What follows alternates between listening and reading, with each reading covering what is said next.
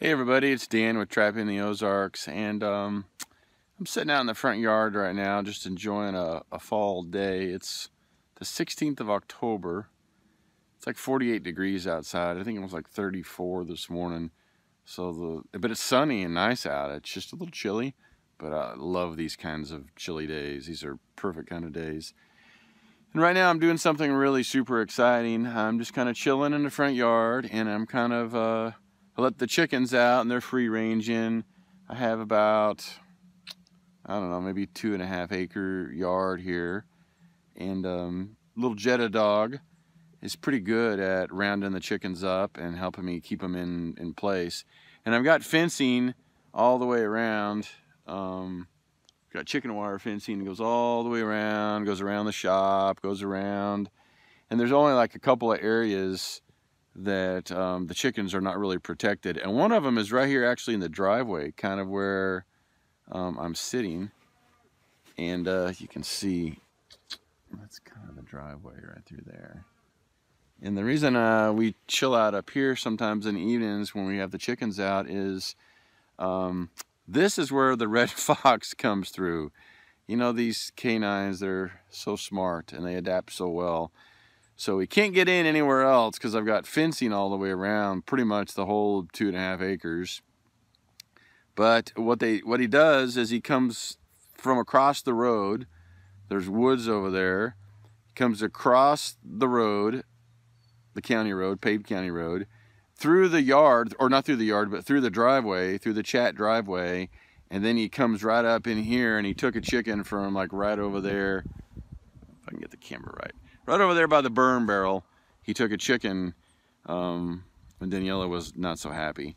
So now when we let the chickens out in the evenings or late afternoons, we kind of just keep more of an eye on them, make sure that one of us is out. In fact, there's a chicken running around in the background. Or Jetta's out here. She'll normally hang out up here kind of the front, and then that kind of keeps the red fox at bay. I guess I've created my own little monster because we didn't have any red foxes. And then just last year I caught one, and now we've seen a few more.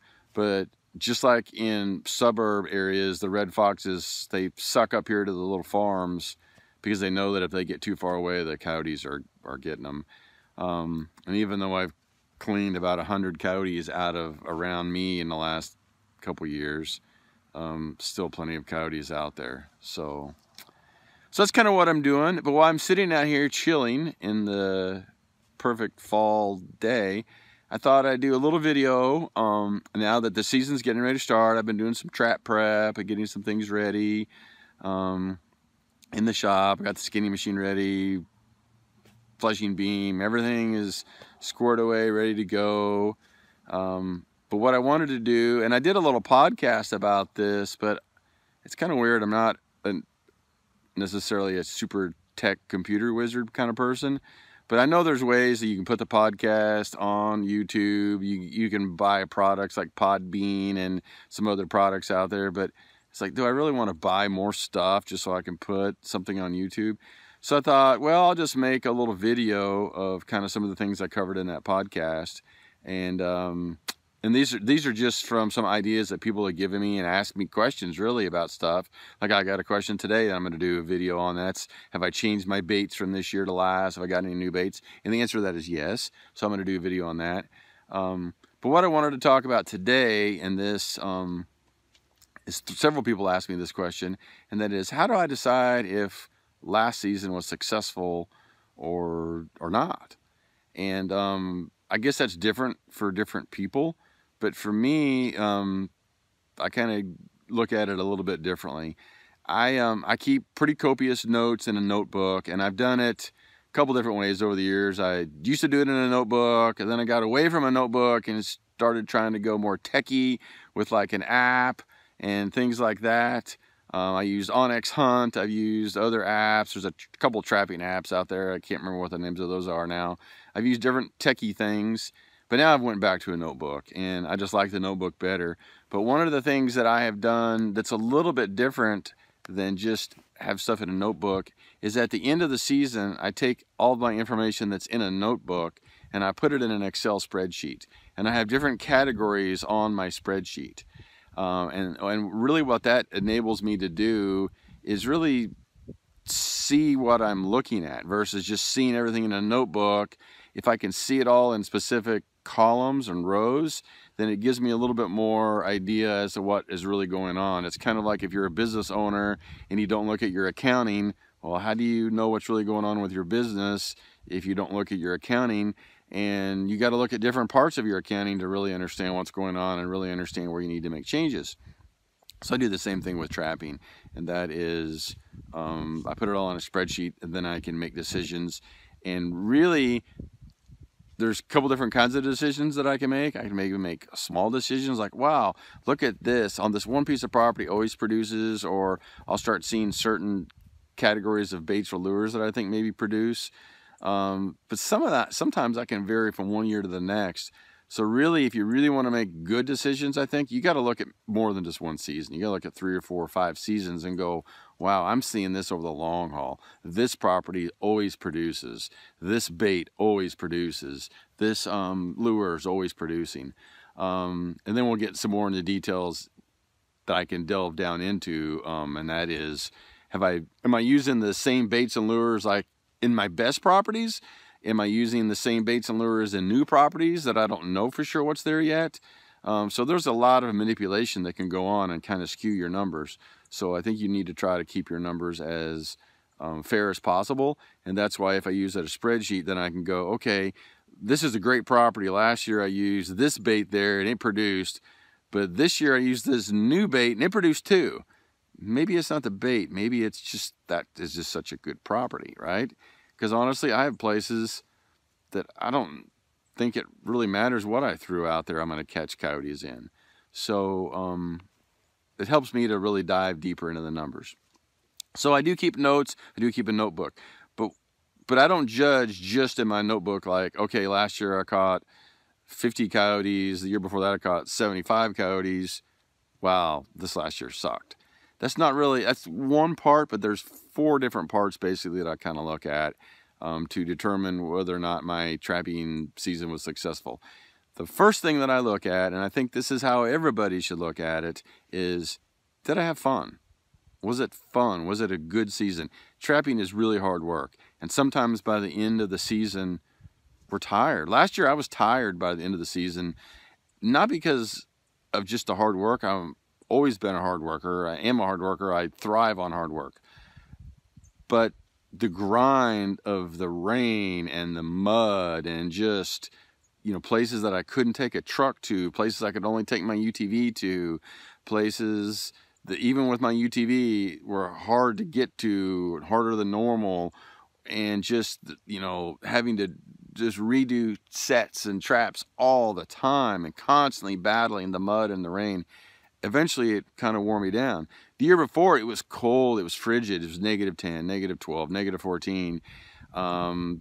Cold, snowy, cold. Wasn't near as tired when that season was over. The mud and the rain really kind of hurt me last year as far as just wearing me down slowly over time. So when I looked at my trapping season, I didn't evaluate it like the next day. I waited a few weeks. I thought about it, and then I thought, even though it was a hard season, even though it was muddy and rainy, and my question was, did I have fun? And I knew the answer to that question because it had only been like a month, and I was already ready for trapping season to start again. So if that's the case, then you had fun. So that's the first thing I look at. Did I have fun? Second thing I look at is a little bit, not complicated, but it's a little different maybe. And that is, did the farmers and the people that I trap on, did they think it was positive? Okay, because you're only going to be as good as the land that you have opportunities to trap on. Where I am in the Mark Twain National Forest, I've got a plethora of national forest land to trap on. But you're never going to catch big numbers in the national forest. There's just not enough food there. So if you really want to catch big numbers, you're going to have to get into pasture land, farmland, things like that on the edge of the national forest. Those are the hot spots. So I'm only going to be successful as the properties that I have, right? So I want to, they're like basically like a client, even though they may not be paying you to come there and trap. They're kind of like a client. So you want to keep them happy. So I gauge my season as were they happy? Well, like I'll give you an example. This one person that I had talked to through someone else and said, hey, this person's got a lot of coyotes, having a coyote problem. They're looking for you to trap over there. So I went over there and I trapped and took a bunch of coyotes out of his land. Took a couple bobcats, some like nest eaters like possums and coons, like you're going to take a lot of different places. And when the season was over, I started hearing from other people how happy he was that I was there and everything. And I went a little bit out of my way with him. Well, really not that I don't do with everybody if the opportunity presents itself, but he's a full-time farmer, so he's around his farm all the time. So if I was out there checking traps and it wasn't 5 o'clock in the morning and it was like on a Saturday or a Sunday and I'm doing it like at 9 in the morning and I see him out there feeding hay or something and I have a couple coyotes in traps, I drove over and got him a couple times and said, hey, I got a couple coyotes over here in a trap. You want to go over here with me and run the line and we'll check them out? And he like jumped off his tractor and jumped in my truck and off we went. And he loved seeing those coyotes up close and personal and seeing that these were coming off of his land. And I had this one big male coyote, probably like high 30 poundage wise, maybe close to 40 pounds, huge coyote. And he was like, geez, look at the size of that thing. He was so glad to get rid of that. And he really enjoyed it. So just little things like that really go a long way. So now this year's coming up. And I just called him the other day and said, hey, can I come back and trap again? He's like, well, of course. And then he said, hey, I've got 5 other places for you to trap on. I got 3 family members that want you to come trap on them. I got a couple of other neighbors. I got like an additional like 4,000 acres to trap on from this guy. So at the end of the season, are the farmers happy? Are they calling me and telling me they're seeing, you know, more turkeys, more deer, hearing less coyotes, whatever it is? They're not losing their chickens. They're not losing their house cats or their dogs. Then if they're happy, I'm happy.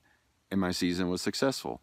Because not only do I want to just help other people, I do this for wildlife management. I don't do this like I'm going to make a bunch of money off of it.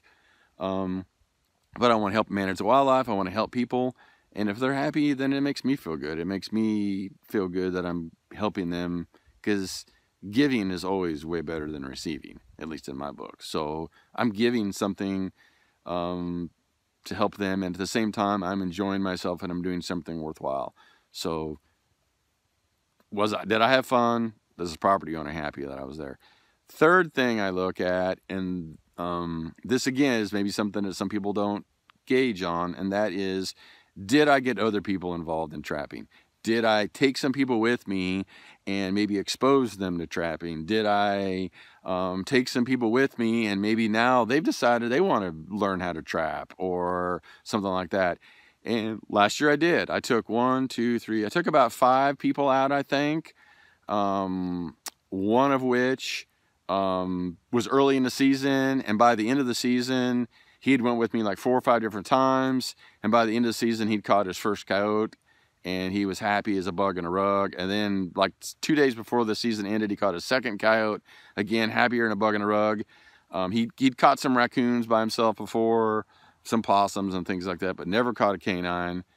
And he was ecstatic about catching coyotes. So that's what he wants to do.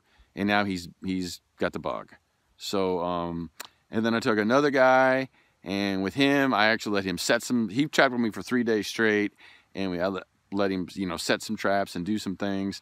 And we ended up catching a cat. We ended up catching, I don't know, probably 6 or 7 coyotes on the 3 days he was with me. And then, I think we caught some nest eaters too. But he was ecstatic. So ecstatic that he's like, hey, can I get that bobcat from you? I'll pay you for it, whatever. And I just gave him the bobcat. He went and had it mounted, and now it's hanging in his house. He's going to be a trapper.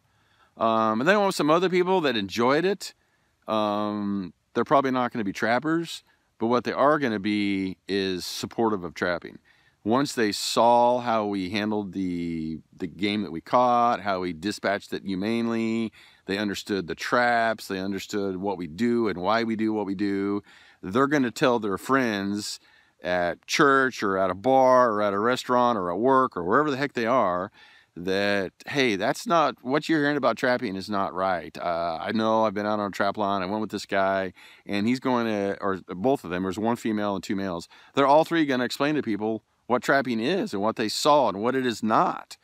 And that's important because we're not going to be around here forever. Eventually, we're not going to be able to trap anymore, and this is going to be left to our kids, grandkids, a completely different generation.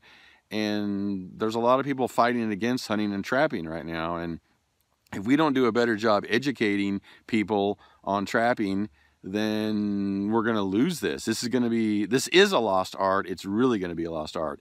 And educating people on trapping is not putting some trap photos on social media. There's nothing wrong with that. But it's taking people out and exposing them to trapping and letting them see what it is, letting them be exposed to it, letting them see a catch. And maybe in my case, I know people make fun of me, but I respect these animals. I respect coyotes more than probably anything because they're so smart, so weary, so cunning, so adaptable. That's why they're kind of a pest, because they can live anywhere and do everything. I respect these animals. And before I dispatch them, and if you watch my videos before, I only shoot them because I think that's the most humane way. And I'm not condemning anyone that doesn't do that. It's just the way I like to do it. I feel better about that. I always say a prayer for that animal.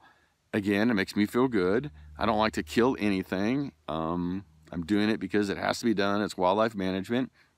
And I'm trying to help the turkeys and the rabbits and the deer and everything else out there, the red foxes, everything else out there.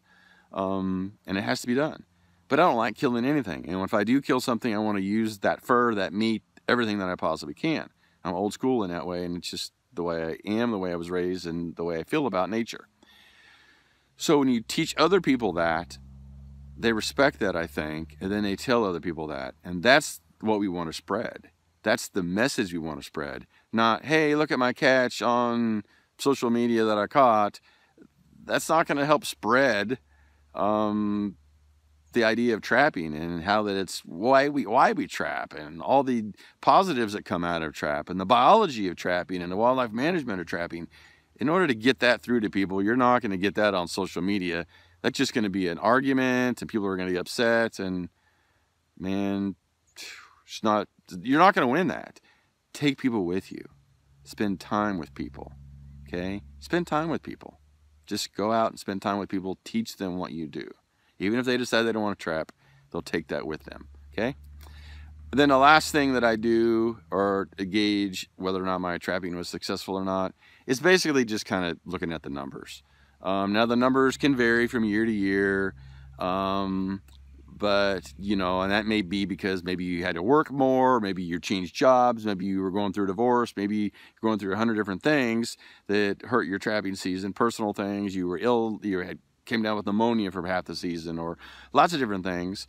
You got kicked off properties, you changed properties, whatever. But if you're pretty consistently trapping the same land, and the weather's been pretty consistent over 4 or 5 years, you ought to be pretty consistent with what your numbers are. You ought to be able to say, okay, coons, possums, coyotes, red foxes, gray foxes, bobcats, whatever. If you're a 10 coyote guy and you catch one, well, maybe that was an off year for whatever reason. If you catch one couple years in a row, then maybe there's something else going on. Either something going on with the land you're on, something going on with maybe just you, something you're doing differently, something that, I don't know, something differently is going on. Or maybe there's no coyotes there, and, you know, for whatever reason. Generally, though, if it's good land, there's prey there, the coyotes are going to replenish themselves. You're not going to get rid of them. You can catch 20 of them off a property and then come back the next year and catch 20 more. You're not going to all of a sudden just get rid of the coyotes. They're too adaptable for that. And they'll move in. They'll move in there if the prey is in there. So you'll just catch coyotes from farther away, and they'll just keep moving in. But numbers, you got to look at some numbers. And if you're a 10 coyote guy, 50 coyote guy, 100 coyote guy, it doesn't matter what the numbers are. And those are numbers for you, not numbers compared to lots of other people. Because, you know, what I'm catching in the Ozarks, you know, if you're catching 50 or 75 coyotes a year in the Ozarks, that's pretty damn good. If versus if you're catching 250 coyotes a year in New Mexico, well, that's pretty damn good. You're not going to catch 250 coyotes a year in the Ozarks probably, and not unless you got a lot of traps and a lot of really good ground to cover. They're just, western coyotes and eastern coyotes are just not going to be the same because they're just not going to be the numbers. There's not the land to hold that many predators. So you don't want to compare your numbers to people in other parts of the country, because that's like apples and oranges. If you are going to compare your numbers to people that live in your same hometown, trapping basically the same areas that you're trapping. But really, even that, I think the best way to compare your numbers is to compare numbers from yourself to yourself. Over years, are you consistent? Or maybe you're getting better? Are your numbers going up a little bit? Are they going down a little bit? That's, I think, a way for you to compare and check out your numbers and look at your numbers. So those are basically the 4 ways that I decided whether my trapping year was successful. So last year for me, I had fun. Did really well on making sure that all of the farmers and everyone enjoyed me being there and thinks that it was successful. Obviously, that was a success. I got other people involved. We got 2 new trappers involved that are going to be out trapping this year, so that was very successful. Numbers a little bit down last year, but when you look, but not that much down, but compared to the last few years, not quite as good as what I wanted to do, because usually every year I'm going up a little bit. Last year just a little bit down, but I think that was just sheer weather. I mean, it was, because there was places I just couldn't get to last year without getting stuck or tearing up some farmer's field. So I blew some really good places off. There were some properties I never even went to because the farmers are like, look, this is a total mud hole here. When you have those things, your numbers are going to be a little bit down. The one thing that I did notice is when in spurs, and I keep track of weather actually in my Excel spreadsheet too, on the times where I had a couple weeks of good weather, which wasn't that great. Usually it was rain every 4 or 5 days last year. But if I had a couple times where there was maybe 12, 14 days of no rain, I did pretty good during those times. As good as I would ever do or better. But then I had those really bad times of just rain, and I caught very little good predator catches. So that's kind of how I do it. Let me know how you guys judge whether or not your trapping was successful. Maybe you do something different that I haven't thought about. So, or maybe this will help you. I'm going to do another video on exactly what numbers I keep and what columns and categories I keep in my spreadsheet for anybody that wants to know that. If you do want to know that, let me know. I'll definitely for sure kind of try to push that one up at the top before the season gets going so you guys can keep that stuff. I'm kind of ADHD when it comes to that. I'm, one of those guys that if it's worth doing, it's worth doing right. So that's how I do it. But if you are interested, let me know and I'll try to get that video cranked out too. So, all right, have a good evening and I'll talk to you soon.